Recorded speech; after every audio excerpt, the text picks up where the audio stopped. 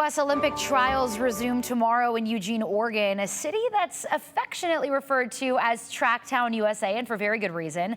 That's where sports director Jay Tust has been all week, and today he found out just how Eugene earned its nickname. Eugene, Oregon is widely regarded as the capital of the running world, or more specifically, the heart and soul of track and field. Hayward Field is the mecca of the Magic. Over the last quarter century or so, almost every single track and field Olympian has competed here.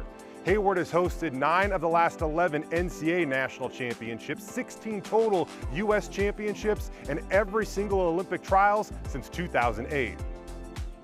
Just up the way from campus is a memorial honoring the late, great Steve Prefontaine. Pre will forever be a legend in the city of Oregon. Sadly, while driving home one night after celebrating a victory in 1975, he crashed his car. Pre died when he was just 24 years old. When he did, he owned every single American record between the 2,000 and 10,000. Athletes and fans flocked to Pre's Rock, leaving behind medals, flowers, handwritten notes, and more in his honor. Speaking of legends, while it's unknown if Jesse Owens ever actually competed in Eugene, the city still does their best to honor him. When Hayward Field was renovated in 2018, materials from the old facility were distributed throughout the state. One local artist used some of those materials to make this one-of-a-kind mural of Jesse Owens. During the 1936 games, Owens became the first American to win 4 gold track and field medals in a single Olympics. That record stood for 48 years. The biggest sports brand in the world actually has deep ties to Eugene. Nike co-founders Phil Knight and Oregon track coach Bill Bowerman actually launched the product here.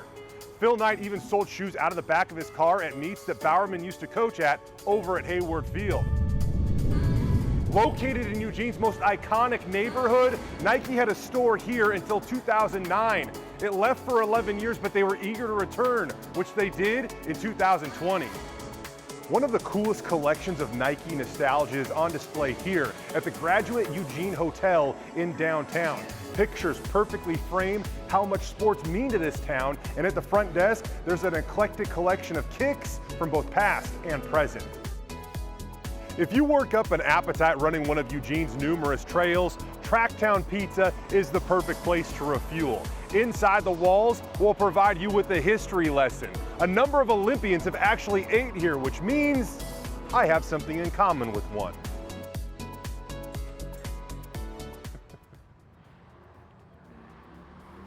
This place is filled with history, and Eugene truly embraces its identity. Also, when you get away from Hayward Field, you kind of realize that Olympians are just kind of common folk. We saw a couple down here earlier this evening. So we send it back to Boise. Morgan, tomorrow Marissa Howard, Lexi Halliday-Lowry, as well as Ali Ostrander are all going to try to punch their ticket to Paris in the women's 3,000 meter steeplechase. Ali particularly has had an interesting last couple of years.